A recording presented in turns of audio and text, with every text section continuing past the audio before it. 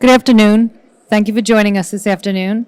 Up now, we have Designing Toy Packaging, and our presenter is Matt Nuccio. Matt? Hello, everybody. Thanks for coming back to Toy Fair. So I only really have 20 minutes, and 20 minutes isn't really enough time to talk about all the aspects of packaging. So we try to, compile a few little helpful hints and some things that you guys should really take into consideration.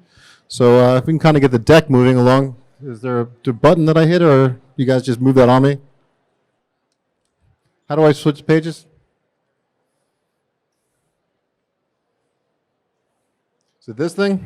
Okay. Let's see. Okay, so we got what makes the difference between mass market and specialty retail packaging. So let's cut through some certain things. All right. So really, when you're dealing with a lot of like specialty packaging, it's really the nuances of it, like how much copy should you really put on a package, or where it should go.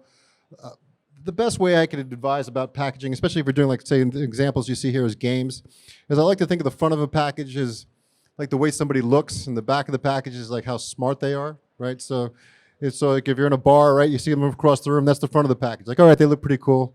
You flip the package over, you talk to them, you find out if they're an idiot or not, right? So so just if you keep that in mind when you're doing packaging, I think it makes life a lot easier. So you kind of like a nice impactful image on the front that communicates well, and your information across the back, okay?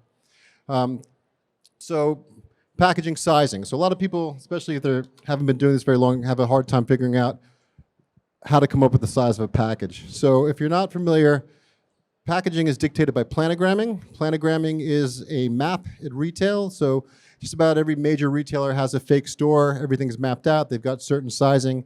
Everything's in what's referred to as planogramming. The reason for this is it dictates a size that's equivalent to a price point. It also allows them to be able to restock and remove and refill things if it's not working well. So if you've got a toy or a game that's not performing, they can then pull it from the shelf, put something else there without having to redo the entire store. So that being said, if you don't really know what size your packaging should be, go to retail, find some packages in some areas of things that you like, and pull something off the shelf. Use those measurements. Odds are you'll be correct. Okay.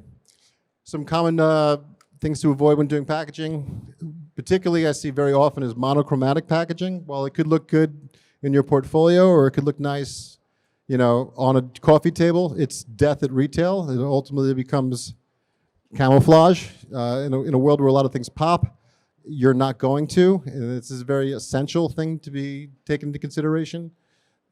It's monochromatic packaging is it's just going to get lost on shelf. And there's some examples here. These are sort of forged. My team put them together because we don't really want to call anybody out on their bad packaging. So this is some examples, but you can see how the blue version is completely lost at retail.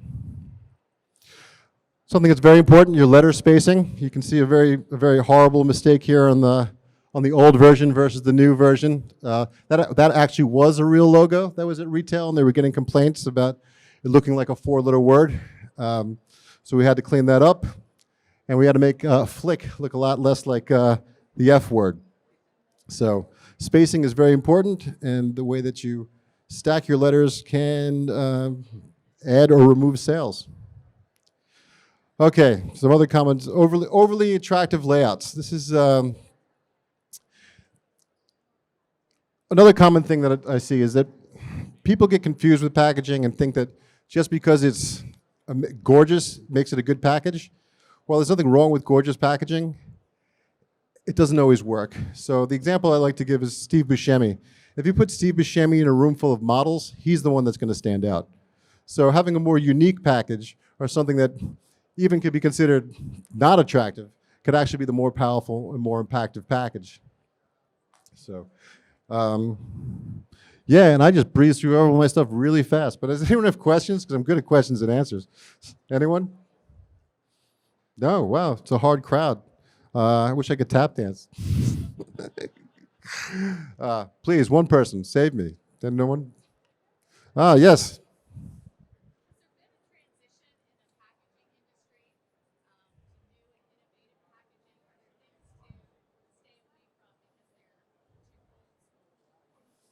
Okay, she's asking, has there been a transition in packaging over the last few years that maybe defines something as, what used to be old school versus what's new school? Substrates, yes. We two major things is sizing and also the materials that we use for packaging. 10 years ago, we would have never put things into foil bags. It would have just been perceived as cheap. Now there's a lot of foil bag packaging and in many different categories. Everything from putties to games to figures, all can be worked into there. And more old school stuff you'll see is oversized packaging, oversized window packaging, stuff with a lot of materials have become a big no-no. It's just in general, sizing has been the major shift, and for multiple reasons. Obviously, the ecosystem is a major part of that, but I think more people are driven by dollars and cents. So Amazon charging you for a box that's a little too big can definitely impact your wallet and make you want to make a smaller package. Is there another mic we could use to get people?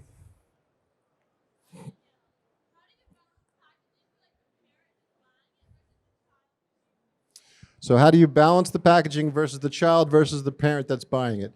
Okay, that's a very good question. Well, first we have to figure out who's the main demographic, because obviously, like preschool, we're going to aim more towards the parent than we are towards the kid.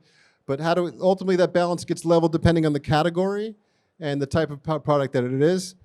And so if it's something that's sort of in that weird gray area where it's like, it's going to be more of a child push, yes, we're going to have more dynamic illustration, things that imply action, things that, tell them this game has motion, activity, excitement, and we will be less focused on, call outs and words as we would be on the fun of the visual. Sorry. Sorry, so to give you the mic. Hi. What pushes have you seen for sustainable packaging, and in what ways do you think that the industry could be pushed further? That's a great question. There's been major pushes on sustainable packaging, and companies like Mattel have made an edict to actually remove plastics out of their packaging altogether. So you're seeing more paper ties, smaller footprints, less things like thermoforming or vacuum forming, just as much or as little plastics as possible. And you're seeing more and more closed packaging, which also allows for, less of a footprint. And again, there seems to always be a hand-in-hand between the ecosystem and e-commerce. And that's just a weird dynamic, but seems for what works for one seems to work for the other. So a smaller footprint helps both.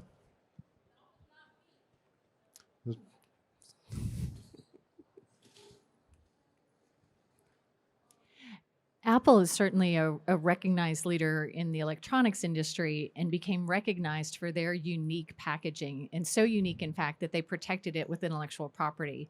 Should toy designers ever be thinking about it from an intellectual property perspective with respect to developing their packaging? That's a very good question, and I will point out that Liz here is from the USPTO. IP, yeah, obviously, if you can protect your packaging in a way that it actually has some value and can actually be better for the product, that's fantastic. But I've also seen people try to protect a package that they're only printing 1,200 pieces for, and you're going to have a very difficult time protecting it.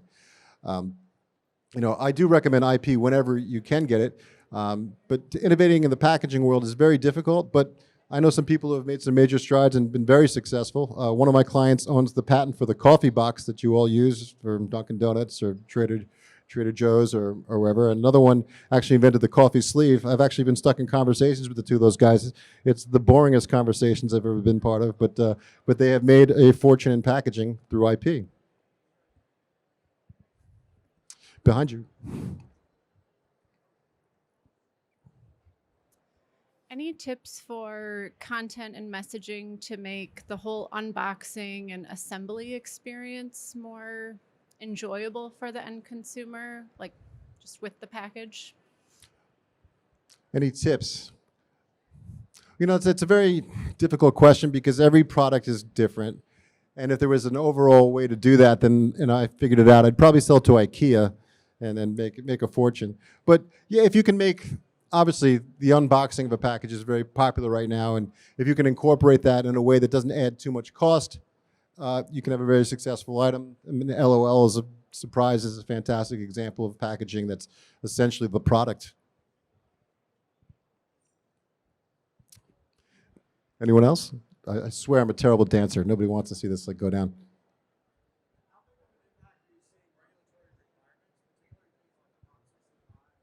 I didn't hear the last part, but she's got the mic right behind you. So. How big of an impact are you seeing regulatory requirements, particularly like things Prop 65, where it says you may have to have the largest font on your package to have that warning, colors, languages, like all of those regulations? How are you seeing that impact? Well, that's always an impact, and it goes beyond Prop 65. I mean, if you're doing international packaging, there's regulations. Places like Canada, we automatically have to have 2 languages on it. Where warnings go, where ages go. It's all is mandated, and I do recommend that when you're testing your product, you also have your packaging tested by the same lab, and they will be able to tell you if you're not meeting any of those requirements. Because I can tell you from experience, we've had things fail testing simply because the triangle on the warning wasn't 3 equal lengths. It was off by a little bit, and that's a horrible way to have to relabel 10,000 pieces of something for something that could have been easily solved. Oh, here we go. Oh, she's coming. See, the longer she takes to get to you, the less I have to answer. So it's a win-win. You mentioned that monochromatic packaging will get lost in a world of so much color and a lot of things going on each package. But if all of the toy packaging is like that, won't those get lost more?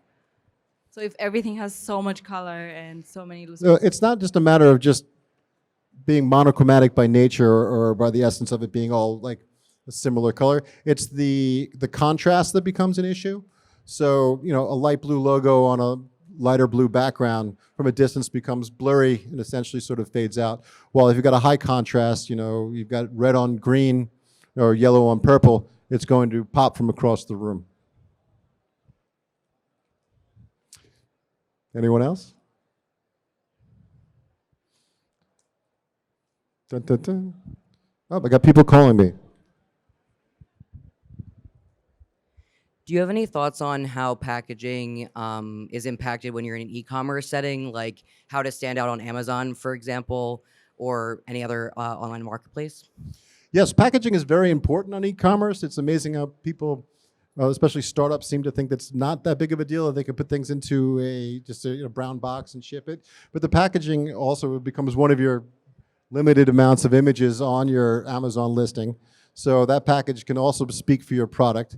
In addition, if you are producing product for e-commerce, there's always a chance that you could get a retailer coming along. So you might as well package it all for retail right from the onset, instead of having to find out that someone wants to take 2,000 pieces of your inventory and now you have to print 2,000 something else and have them repacked, and you've just lost a lot of money.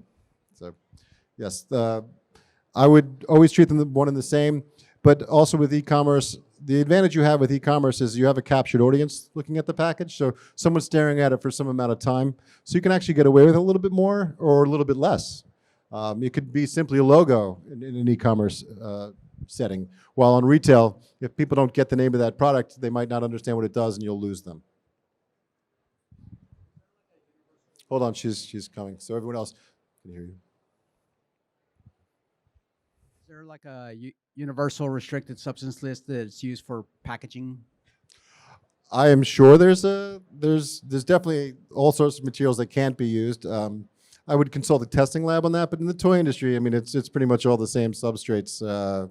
So I wouldn't be too concerned, but keep away from heavy metals.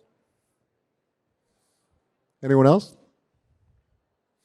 Because I'm getting hungry. All right, we good? Well, thank you, everyone. Appreciate your time.